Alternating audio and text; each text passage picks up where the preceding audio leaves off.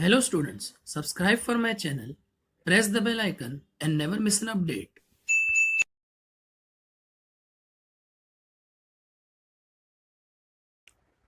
Hello students, welcome to my YouTube channel classic tutorial. आज के lecture में हम क्लास 10 आईसीएसई हिस्ट्री का एक और चैप्टर करेंगे जिसका नाम है क्विट इंडिया मूवमेंट। तो आइए शुरू करते हैं। सबसे पहले इस चैप्टर के लर्निंग ऑब्जेक्टिव्स। इसमें हमें पढ़ना है causes of Quit India movement, Quit India resolution, significance या impact of the movement. Causes of the movement. The Cripps mission, ये गांधी जी और सर स्टेफर्ड क्रिप्स की इमेज है। As the Japanese army was rapidly advancing towards India, क्योंकि Japan की फौज तेजी से भारत की तरफ बढ़ रही थी, it became necessary for the British to break the political deadlock in India. इसलिए ब्रिटिश लोगों के लिए ज़रूरी हो गया कि इंडिया में जो पॉलिटिकल डेडलॉक है, यानी कांग्रेस और ब्रिटिश के बीच में जो कन्फ्यूजन है उसे ख़त्म किया जाए, जो प्रॉब्लम है उसे सॉर्ट आउट किया जाए।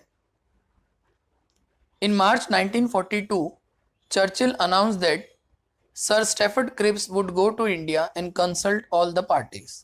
विंस्टन चर्चिल जो कि ब्रिटिश प्राइम मिनिस्टर थे, उन्होंने मार्च 1942 में ये अनाउंस किया कि सर स्टेफर्ड क्रिप्स इंडिया जाएंगे और वहाँ जाकर जितनी भी पॉलिटिकल पार्टीज है उनसे कंसल्ट करेंगे ताकि ये जो पॉलिटिकल डेडलॉक है वो ख़त्म हो सके।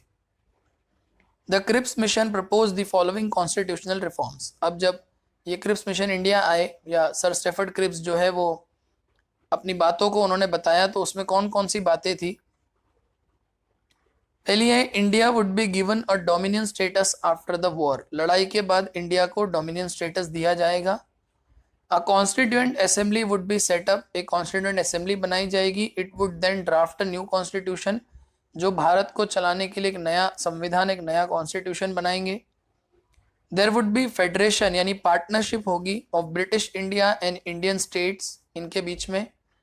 Any province that was not prepared to accept the constitution, अगर कोई प्रोविंस इस कॉन्स्टिट्यूशन को नहीं माने, would be allowed to obtain dominion status separately, तो वो भी अपना अलग से डोमिनियन स्टेटस ले सकता है, यानी rule within the British empire वो ले सकता है। An undertaking would be sign between his majesty's government and the constituent assembly.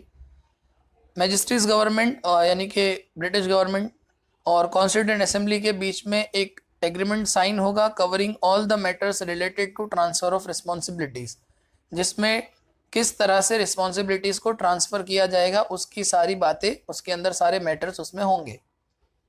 Provision would also be made for the protection of racial and religious minorities. Racial और religious minorities के protection की provisions भी Cripps mission में थे। During the war the viceroy would remain in power and would be responsible for the defence of the country. जब लड़ाई होगी तो वाइसरॉय के हाथ में पूरी ताकत होगी, उसी के पास पूरा पावर होगा। या लड़ाई के बीच में, ड्यूरिंग द वॉर यानी लड़ाई के बीच पे वाइसरॉय के पास पूरा पावर होगा और वही देश के डिफेंस के लिए जिम्मेदार होगा। However it would be the responsibility of government of India, लेकिन गवर्नमेंट ऑफ इंडिया की क्या जिम्मेदारी होगी, to take care of the military and other material sources, के मिलिट्री की देखरेख और उनकी ज़रूरतों को पूरा करना, उनकी मटेरियल नीड्स को पूरा करना, ये इंडियन गवर्नमेंट का काम होगा। तो ये क्रिप्स मिशन में ये बातें थी। Failure of the Cripps mission. The mission did not promise of independence in the future. इसमें भारत के इंडिपेंडेंस की बात नहीं कही गई थी। It involve partitioning of the nation, इसमें क्योंकि प्रोविंस को उन्होंने ये परमिशन दी थी कि वो अपना अलग डोमिनियन स्टेटस बना ले, तो एक तरह से देश का बंटवारा ही हो रहा था। The Muslim League opposed it as it didn't spoke about the formation of Pakistan, क्योंकि इसमें पाकिस्तान के बनने की बात नहीं थी, तो मुस्लिम लीग ने भी क्रिप्स मिशन को जो है वो अपोज किया। Hindu Mahasabha rejected it as it feared the partition of the country. Hindu Mahasabha ने देश के बंटवारे की वजह से क्रिप्स मिशन को रिजेक्ट कर दिया। The Sikhs and Anglo Indian, the Indian Christian etcetera, यानी सिख्स ने, एंग्लो इंडियंस ने, इंडियन भारत के क्रिश्चियंस ने इस मिशन को अपोज किया, as it didn't provide sufficient safeguards for their interest, क्योंकि इसमें उनके इंटरेस्ट की भी सेफगार्ड की कोई बात नहीं की गई थी।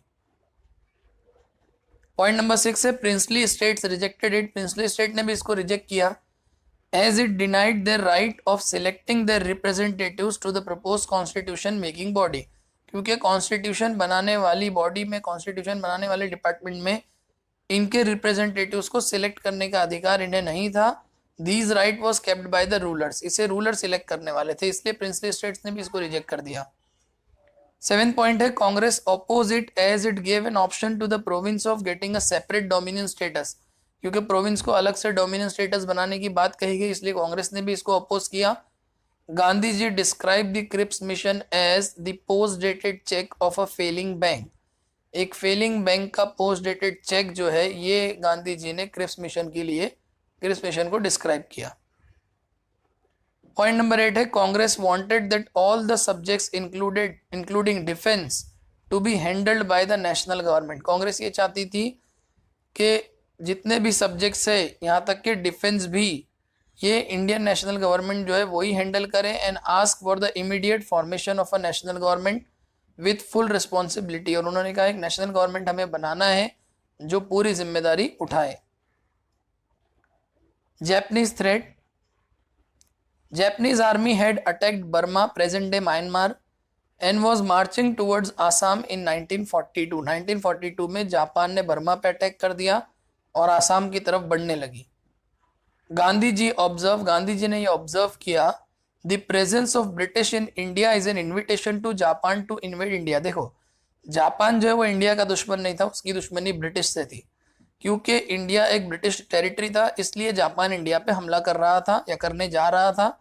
गांधी जी ने ऑब्जर्व किया कि अगर इंडिया में ब्रिटिश रहेंगे तो ये जापान के लिए एक इन्विटेशन है कि वो इंडिया पे अटैक करें, देयर विड्रॉल रिमूव्स द बेट, और अगर हमने अपने देश से ब्रिटिश को भगा दिया तो ये जो बेट है, ये जो गल, हम बेट कहते हैं वो जो मछली को पकड़ने के लिए जो गल इस्तेमाल किया जाता है, तो यहाँ पे बेट का मतलब ये है कि ये जो मुसीबत हमारे गले में फंसी हुई है ये निकल जाएगी, यानी जापान फिर हम पे हमला नहीं करेगा।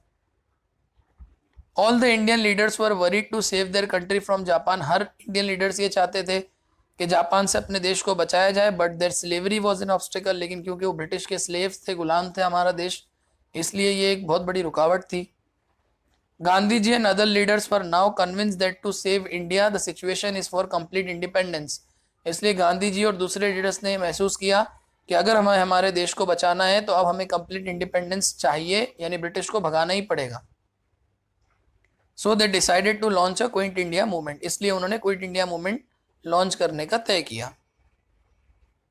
Quit India resolution, the Congress working committee met at Wardha in July 1942, Wardha के अंदर जुलाई 1942 में कांग्रेस कमेटी की मीटिंग हुई।